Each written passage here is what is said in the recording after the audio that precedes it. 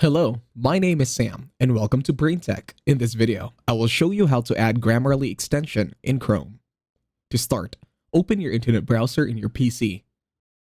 Once you are here, head on over to the search bar and then search for Grammarly for Chrome Web Store. Then in here, select Grammar Checker and Writing App.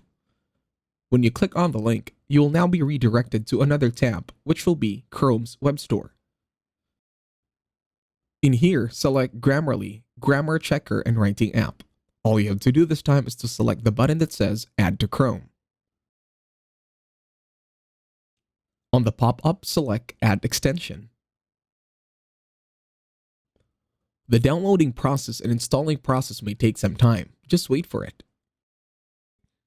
Once it's done, you can now select the jigsaw puzzle icon on the upper right of your internet browser. And then in here, you should be able to check Grammarly, Grammar Checker. You could just select it and then turn it on for your internet browser. And that's it. Thank you very much for watching.